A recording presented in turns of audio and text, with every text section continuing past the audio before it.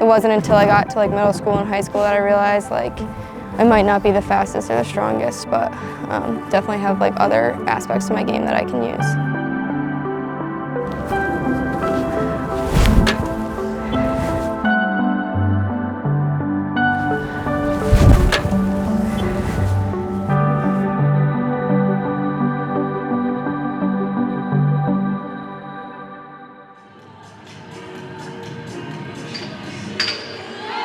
I think we should talk about our deal. Our NIL deal?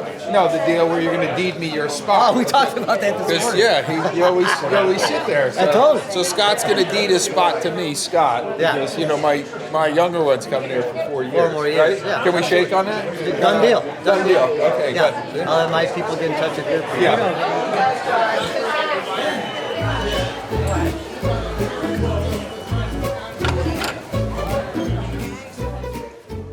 We'll go downstairs and get in line to get in the game at 11:30. Game starts at 1. Everybody makes fun of us because we're literally the first person in the building every single game. Good. How are Thank you. Excellent.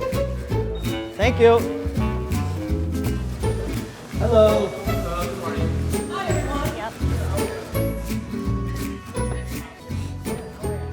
But we have this ritual and we have these seats that we have to be in. So it's going to be weird to see someone else in those seats next year. Mahoney said he wants to rent them from us.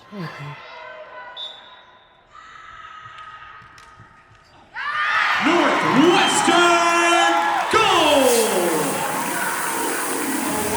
And goal on the free position shot by number 2, Erin Coykendall.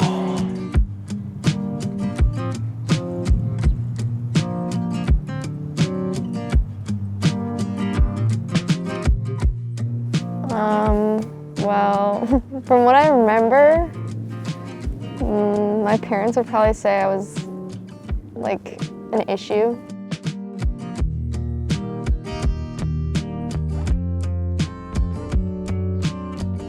Like I feel like I was constantly just all over the place, couldn't sit still. But I was doing like everything I could, every sport.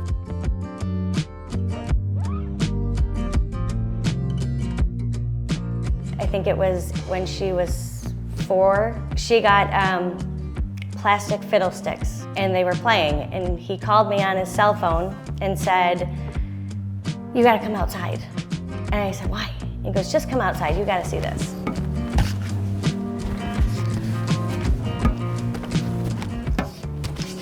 He's like, "Try and pick up the ball off the ground." And I couldn't do it. He goes, "Now try and throw it to me." Couldn't do it. He goes, "She's 4 years old and she just picked up these sticks and she's throwing the ball back and forth." Yeah, she had no problem doing it.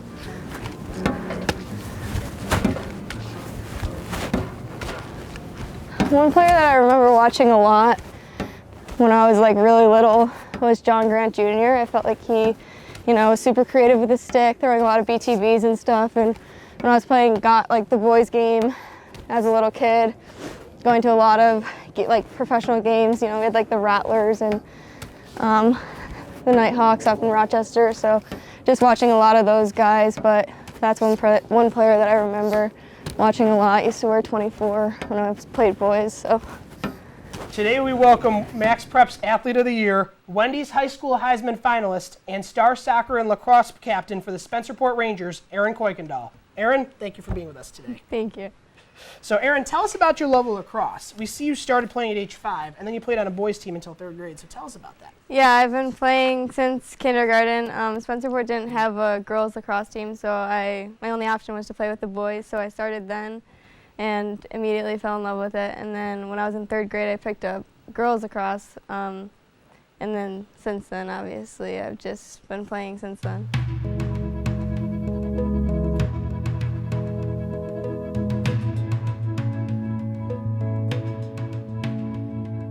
She would literally run off the bus, get her homework done as quickly as possible, and then she'd run outside. And so we had a rebounder back there, a net, and she would just play lacrosse by herself for hours. Never once did we have to say, "Erin, go out, get on the wall." We had to call her in. Is this set in yet that you're going to go play for one of the best lacrosse schools in the country? I think that over the years it's set in, but also obviously still have another season, so that's kind of my main focus until that's over, and then I think it'll really start to set in once school's over, I graduate, and then prepare for Northwestern in the summer. You know, there was a lot of girls from my area that came here and had really successful careers and really just kind of, you know, were a role model to me.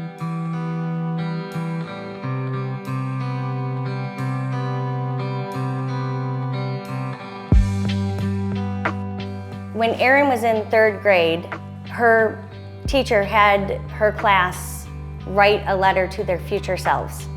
So her letter said, you know, what kind of car she would be driving and things like that. But it said, I want to get a scholarship to play lacrosse at Northwestern University.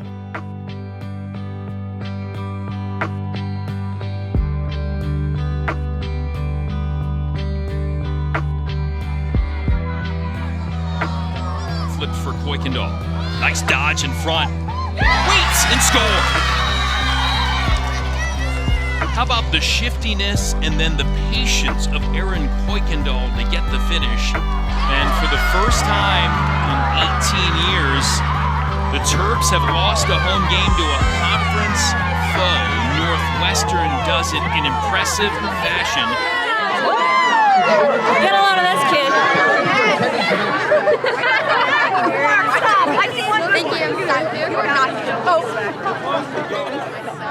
Thank you. Thank you. See if you like it. Also send that in the next yeah.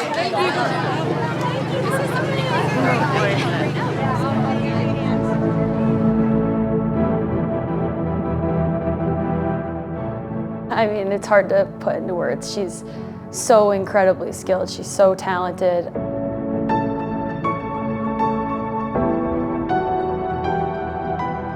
She's one of those players that makes everyone around her look good, myself included. Like sometimes I'm like, wow, like what is she doing? Like that is so great. Coykendall, such great stick control, loses for a second. Gets it back, skiing, ripped! 2-1 Northwestern. The thing about lacrosse that I love the most is there's just so much room for like creativity, and you don't have to be like somewhat tall, or volleyball you have to be tall, or you have to be like super agile. Like I feel like in lacrosse so many different types of people and types of athletes can succeed, and I think that's really cool to watch.